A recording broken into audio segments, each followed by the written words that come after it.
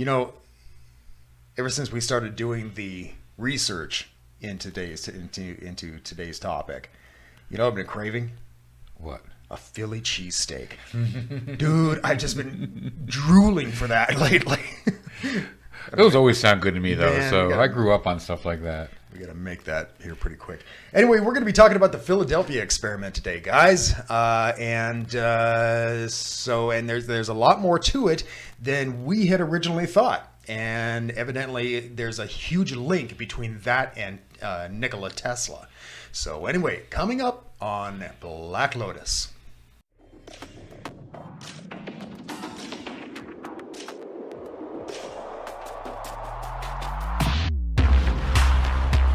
Conspiracy theories, the paranormal, UFOs, aliens, and all things strange and unusual.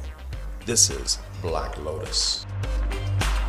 So, okay, before we get into today's topic about the Philadelphia experiment, let's talk about a couple of things that one that was recently in the news, and then the other thing was something that you and I and my wife experienced the other day. It was a Friday, I guess. Get your minds out of the gutter. Yeah, weird, man. It was a weird, and it was strange. We were just talking about, our UFO experiences recently. But anyway, let's get into the whole thing about that solar observatory in New Mexico. So apparently on September 6th, the FBI, without warning, shut down the Sunspot solar observatory in New Mexico. It's in the Lincoln National Forest. Yeah, and just out of the blue, no explanation. And people wonder why conspiracy theorists lose their little minds. Give some sort of an explanation behind the thing, some sort of feasible explanation behind the thing. But no, they don't. And suddenly, the internet was ablaze with conspiracy theories. They did give a little bit of an explanation. They said for security issues. Yeah, but that makes it worse. That makes it worse. I was reading conspiracy theories, everything from aliens to solar flares. I actually heard that they were distributing downloaded albums that were illegal.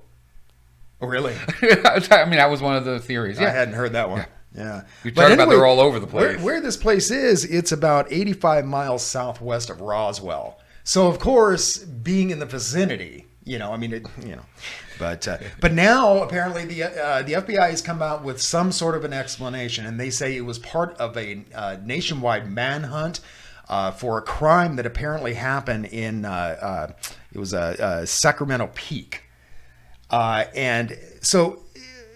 They said that they were concerned that the suspect was in the area and he was posing a threat to the local staff and residents in that area. And I don't know, man. I don't know that I buy it because I'm not saying it's a big conspiracy theory, but it seems really weird that they would do this without even notification to the local sheriff's department. Well, not only that, not only didn't they not notify anybody. They came in, it was before 10 a.m. They told all these people what was going on. They had them evacuate the houses in the area too. Now, I understand a manhunt, and I've seen manhunts, but usually after they evacuate, they don't even really evacuate. They have everybody move to another area, and they go through house to house, and then everything's done. This has been closed down for days. Yeah. Like I said, it happened on September 6th. They're just now getting people back into their houses. That's crazy, man. Yeah, I don't know what's going on, but something sure seems amiss. It does, man. And again, why is it that the government, even if they're covering stuff up, like for Roswell, for instance, even when they do cover stuff up and they come out with an explanation, it's always some lame excuse. Well, and they didn't tell the sheriff stations anything. They had them use some of their guys, and they rented a bunch of rent-cop type people to secure the area. So they didn't let anybody know anything. Now, if you're on a manhunt, wouldn't you say, hey, we're on a manhunt, we're keeping an eye out for this guy, and show a picture of him or whatever? Well, and they said the reason they didn't do that is because they didn't want to tip the guy off that they were in the vicinity. If you're shutting down a whole place and everybody knew immediately anyway, I think the guy is tipped. Yeah. Wow. I think the FBI is tipped. I think we need somebody who to the FBI who can do better fictional writing. Yeah, we need to get the writers from the X-Files. Yeah, there we go. They'll write you some plausible ones there, guys. But anyway, on with it. Speaking of the X-Files. Yeah, speaking of X-Files.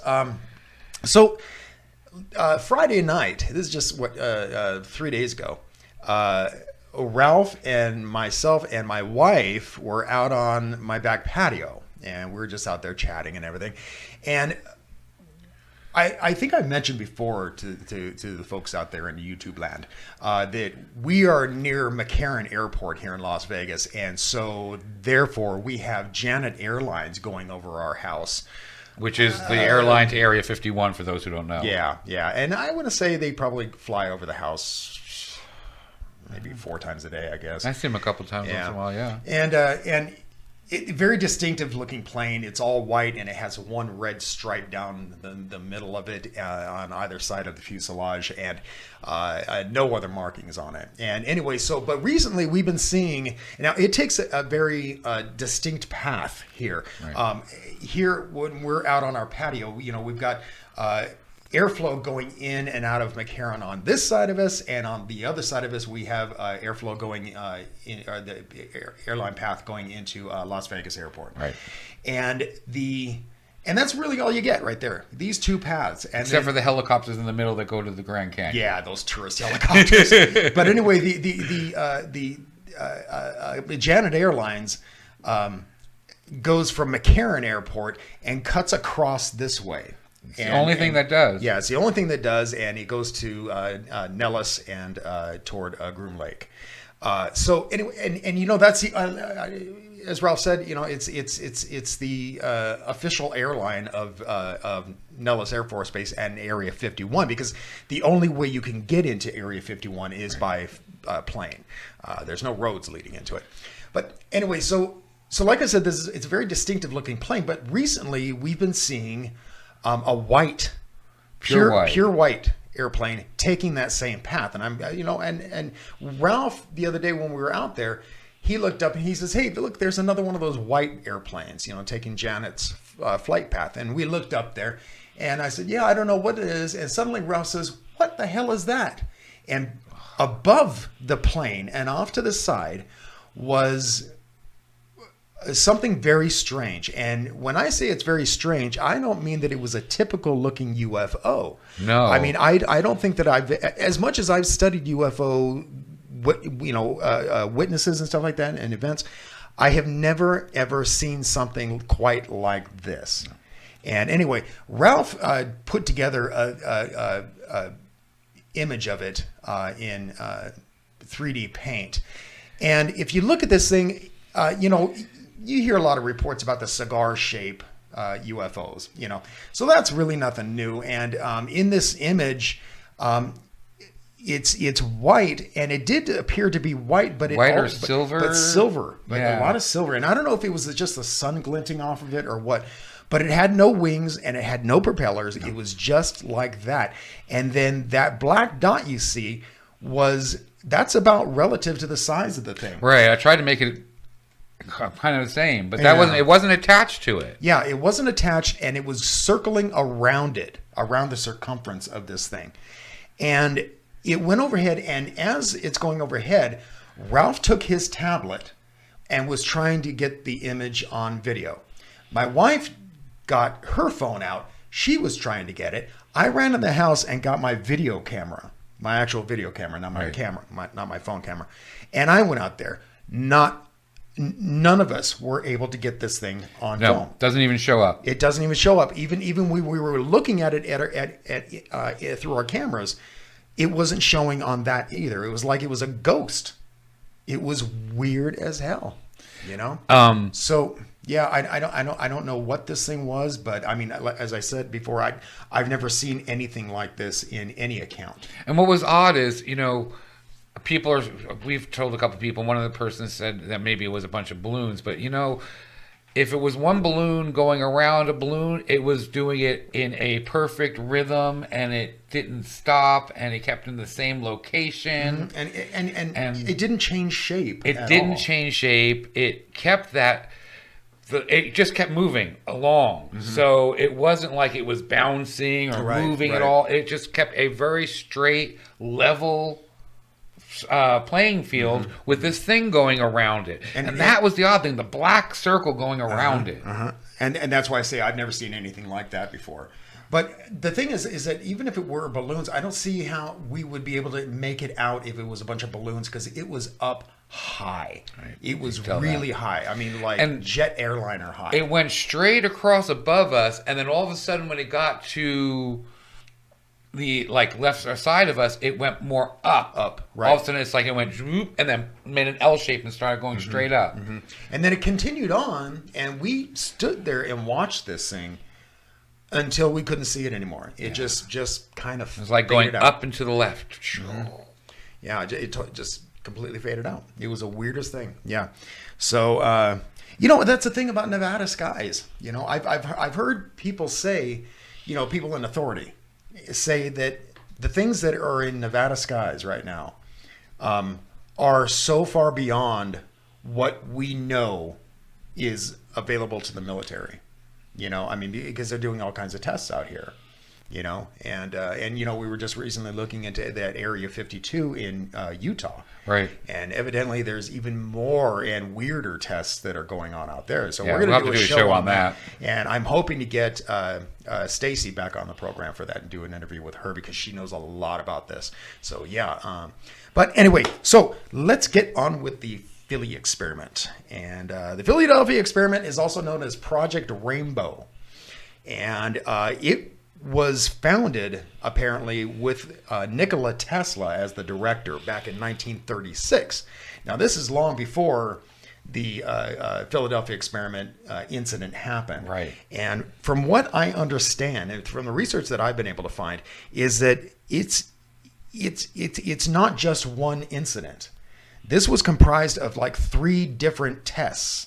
And the first one happened with Nikola Tesla, and it was with the USS Eldridge, and what he did is he hooked up a couple of Tesla coils on either side of the hull, and he ran electricity through it. Now, the reason they were trying to do this test was for almost like a cloaking device, right, so that magnetic mines, which would normally detect the ship and attach themselves to the hull, that it wouldn't be detected anymore. And so they wanted to do that and possibly make the thing basically invisible to radar. Right. Not invisible in real life. They just didn't want it to show up on radar. Yeah, right. And so evidently Tesla, the first test that happened was in 1940, and it was successful. But it was the Eldridge was unmanned. Right. And so... But then he made some sort of public claim. Now, back, I want to say it was, I thought I read that it was back in 1932. Tesla claimed that he was speaking with aliens. 26. Oh, was it 26? 26, Yeah. even earlier, yeah. Yeah. Evidently he was doing this through some sort of communication way through his lab, and he was communicating with ETs. Right. When he left RCA, he actually had his own lab up on top of the Rutherford Hotel. Okay. And that's where he supposedly made a device where he talked to extraterrestrials and got the information on how to do some of this stuff that he does. So, yeah. So again, in 1940, he had perfected this thing to make the thing invisible to radar. But what happened is it actually vanished. And again, there was no crew on that one, that test. But then between then and the time that the government wanted to take the thing over and run their own tests on it, Tesla apparently was talking to the ETs, and the ETs said, that's really not a good idea if you're going to have people on this thing. And so he reported this to the government. The government, of course, is in the middle of a war, and they're like, well, tough shit. We're going to do it anyway. So as you may know, so in 1942, Tesla quit the project.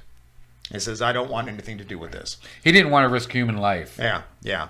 So apparently, he was so disgusted by the government continuing on with this and taking this risk that he just quit the thing. But before he did, evidently he sabotaged the Tesla coils, and so that nothing would work.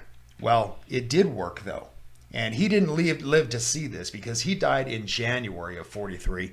And then it was on July 22nd of 1943 when they ran another test on it, and it vanished. And again, there wasn't any crew members on board that time.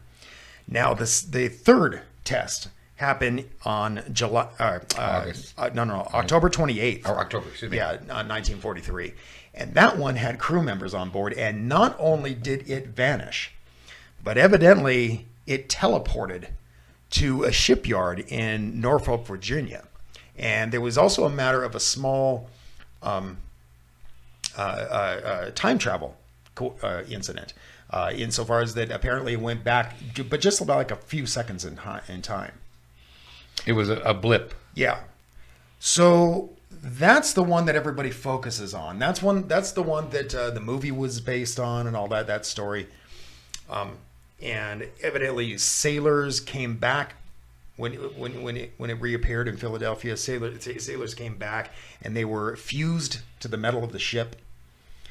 You said that you heard a story about how they were frozen. Right. Well, there was a lot of things that actually happened. First of all, half the crew members went crazy. A lot of them, they say, was because of this freezing. Now, by freezing, what they mean is the people cannot move. They don't mean frozen as in like ice or frozen like mentally. It's literally they can't move because they are frozen in time. Now, I want to back up real quick because I want to talk about this, what he says about this. But this is all based on letters that were sent to Jessup. Morris Jessup. Yeah. And Morris Jessup received these letters from Carlos saying what actually went down during this.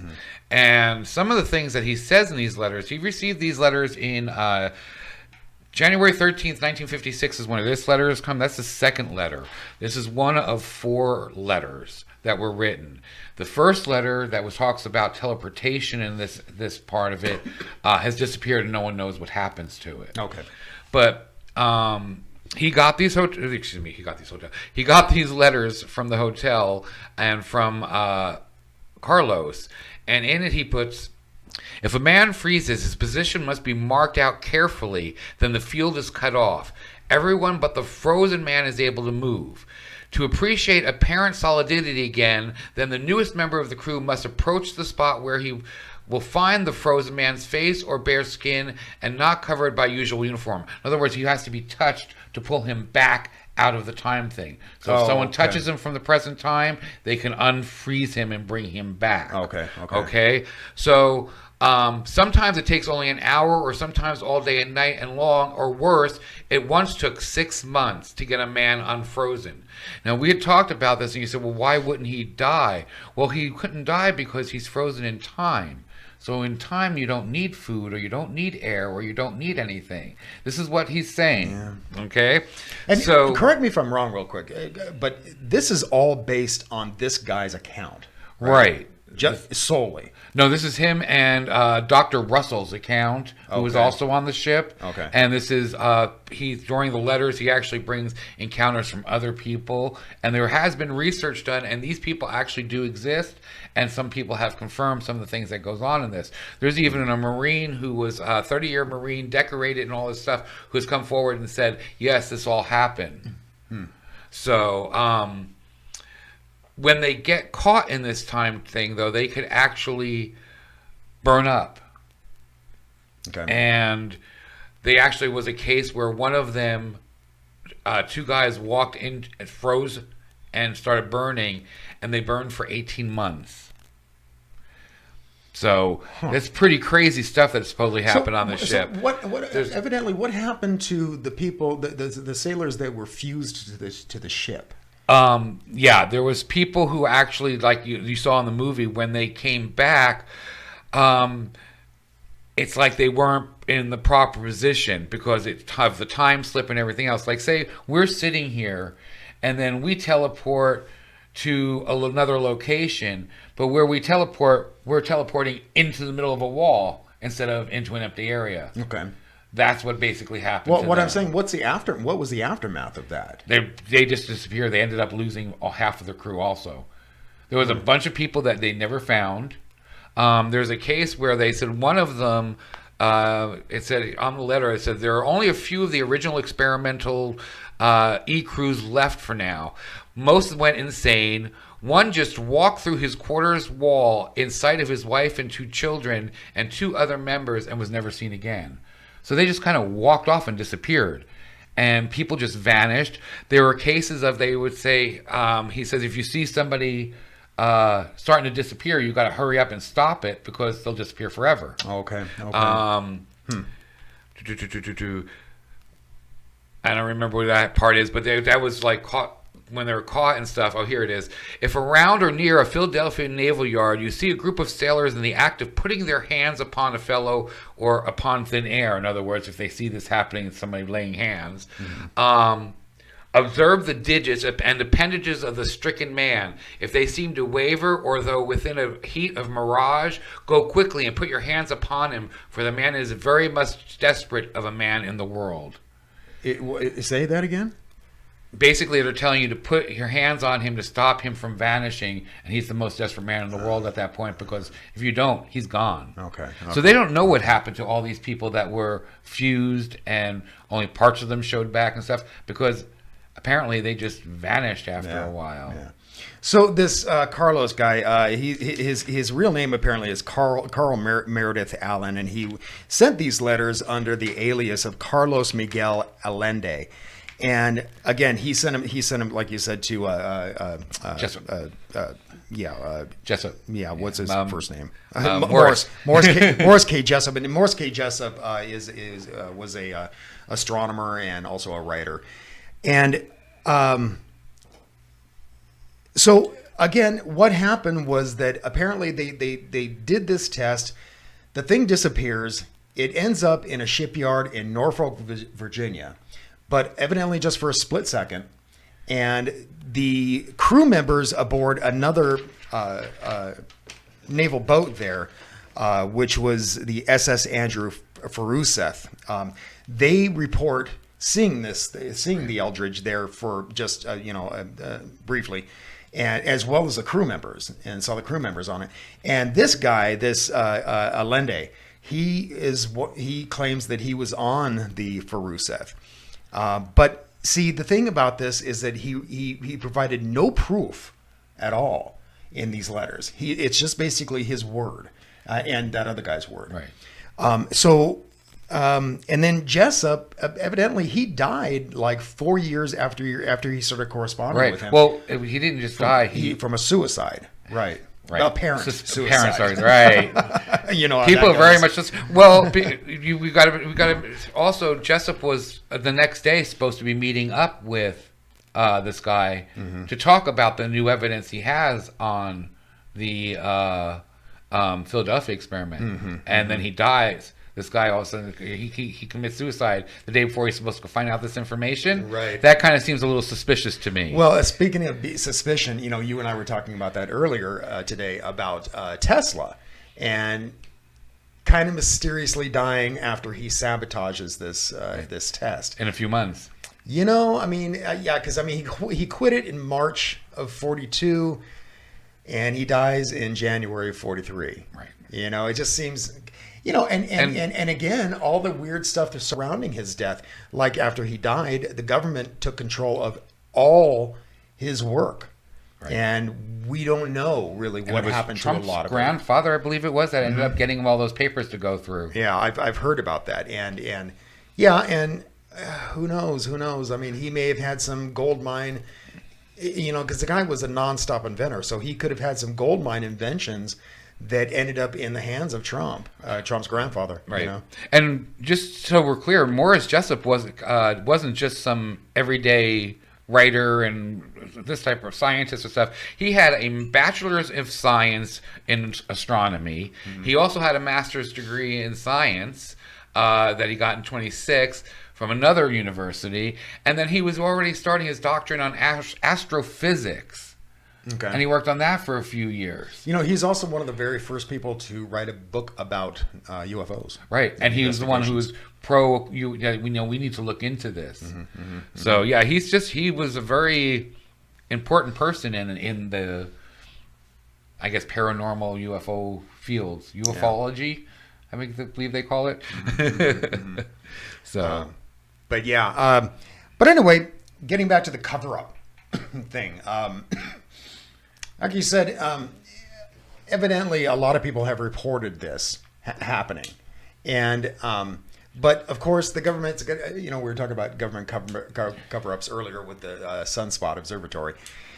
Well, according to government records, on the day that the teleportation thing happened, the Eldridge was safely in New York Harbor, was nowhere near Philadelphia.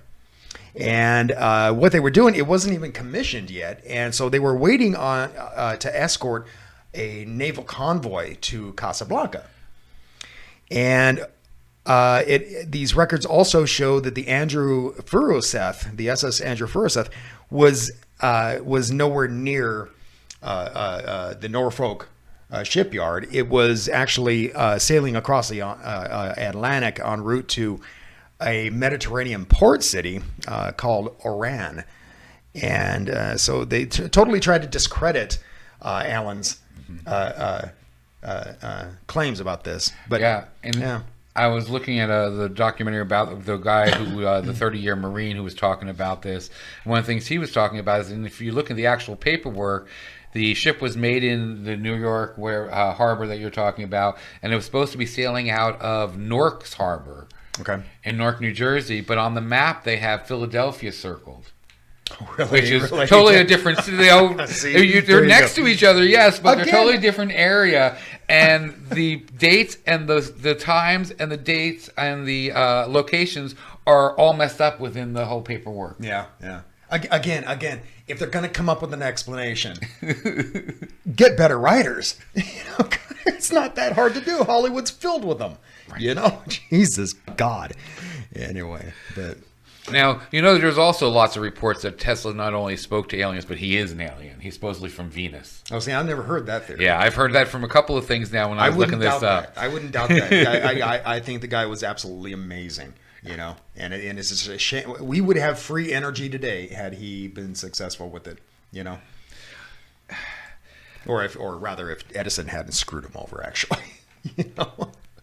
Yeah, I have a feeling that was more than as much Edison as it was the whole government and greed and conspiracy theory stuff, But yeah, Tesla was a genius, I'm beyond genius. And we may never know what stuff he really had. Oh, man. Because that paperwork, I'm sure, contained lots of things. Yeah. What was that book? In fact, you're the one that told me to read it. It was Stephen King's book. About the guy who dealt with electricity and energy. Revival. Oh, Revival. Yeah, that his not a great book. Not a good book, but his character reminded me a lot of Tesla and the kind of experiments he was doing with electricity. Maybe even as crazy. Who'll know? I wonder if Stephen King his character was inspired by Tesla. Maybe, I don't know. But anyway, if you get a chance, if you're a Stephen King fan, read the book, but don't expect much. It's probably not one of his better ones. Yeah, so, I didn't enjoy that one, actually. Anyway. And I love him. Anyhow, back to Philadelphia Experiment. There's so much out there. Just so you know, I started looking into this and was thinking, okay, no big deal. This is going to be a quick, easy research for this show. And I'll tell you what, you start looking at these names and you start going down the rabbit hole, there is so much information that comes off besides these letters that show that there are possibilities this actually did happen. Yeah, no doubt about that. I went into this thinking that I was kind of with a healthy bit of skepticism toward it. But as I looked into it further and further, like you said, you kind of sink down the rabbit hole, and what they say kind of makes sense, right. And who better to head up a program like this than Tesla? I don't know. I'm kind of thinking, that this government explanation as to the whereabouts of these two ships on the day of their teleportation, I don't buy the explanation. I just don't. I can't. You know. Never mind the fact that many people who we've talked about died of mysterious deaths and suicides quickly after all this came about. Yeah. Weird. Yeah, man. So yeah. I think I've mentioned before to everybody that Ralph and I are not necessarily conspiracy theorists. We learn a lot about the conspiracy theories. We don't hold them all to be true, you know, but there are certain things where I think we're both like this. We have to firmly wear our tinfoil hats and say, yep, it probably happened. Especially after seeing stuff like we saw the other night. Yeah. But, you know, if you think about this, if the government thought it was possible to do this, they would stick to their guns on this and do everything in their power. Can you imagine the kind of weapon you would have on your hands if you had the ability to not just cloak from radar, but to actually make something as large as like the USS Eldridge disappear and then travel through time and teleport?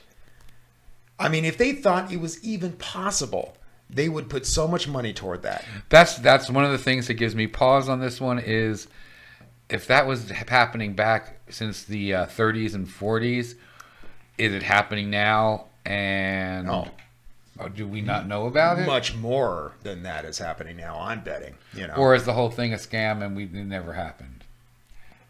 Well, they thought Area 51 was a scam too, but it really exists. So I don't know. And you've seen it for yourself now. The weird shit that's in the skies here. This is all based out of Area 51 and the testing ground there, you know. And so I don't know. I mean, people can sit there and be skeptics about it, and I don't blame them because I'm skeptical about a lot of things. But when I see something with my own eyes, right, I can't be skeptical anymore.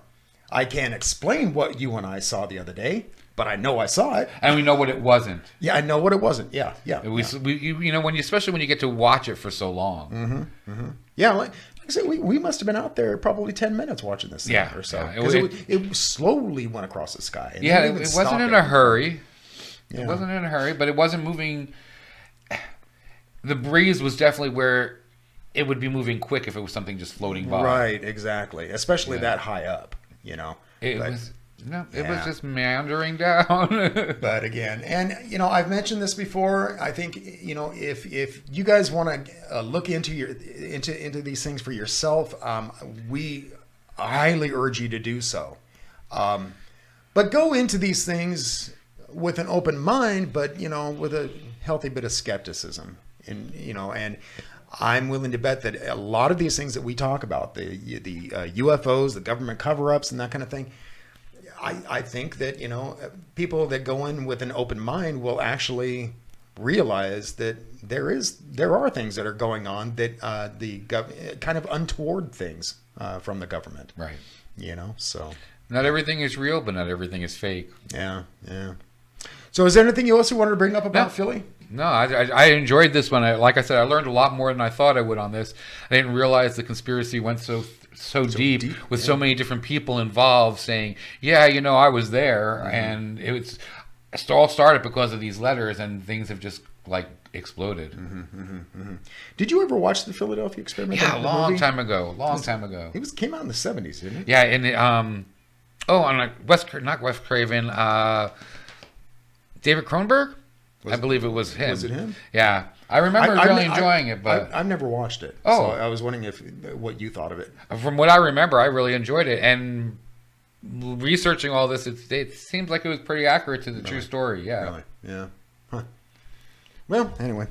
So, coming up on Black Lotus, this coming Sunday, we are going to have Jeff Campbell on live with us on YouTube. And, you know, this last Sunday, we weren't able to do it again with Anne-Marie Balog, the paranormal medium. That's a cursed show, I'll tell you. I'm telling you, you know, we had her on back when we were on Pop Views. And first of all, we couldn't get started. The connection was not connecting. The connection wasn't there. And then we finally did get it started. And I had forgot to hit record for the first 10 minutes of the show. So then I ended up we had to redo it. And then halfway through the show, we lost connection with Ralph. And we didn't even realize it. that you were gone. And I suddenly I said, so something like, so what do you think, Ralph? Ralph. And so we ended up finishing out the show without him. And so when she was going to be on that last time, or this next time, I said, did you check the stars? Because she told me that when that happened, Mercury was in retrograde or something. And as I said, did you check the planets and the stars? She said, yep, we're all good to go. And so, and then the thing happened on YouTube, and then, I found out it was a whole disaster. I found out that was completely my fault. I had skipped a step, and so that's why that happened. But we had it figured out, and then this last Sunday we were going to have her on again, and she contacted me like at 11 o'clock in the morning and said, you know what, I can't do it. I'm sick as a dog. And I said, oh crap. So we're going to try to reschedule with her sometime soon. But this coming Sunday, we are slated to meet up with Jeff Campbell, and he is a paranormal researcher. He also goes on research expeditions to look for cryptids. Oh yeah, like Bigfoot, that kind of thing. Ghost hunting and cryptid hunting. Mm-hmm. Yeah, and so, but anyway, he's not going to be talking about cryptids so much on Sunday. He's going to be talking about the paranormal investigations he's been on. And actually, I heard that his team was commissioned to do a TV show. He was telling us, but apparently they bagged out of it because the producers were just ridiculous about the whole thing. I'll have to ask him about that. Yeah. So we'll talk to him about that most definitely. But anyway, and then we're doing something on Thursday too. So we still haven't decided what it's going to be yet, though. We talked about shadow people. Maybe. Shadow people, maybe. I don't know. So anyway, until next time, keep thinking and question everything. Hey, don't forget to like and subscribe and click that little bell so you can get a reminder every time we upload a new episode.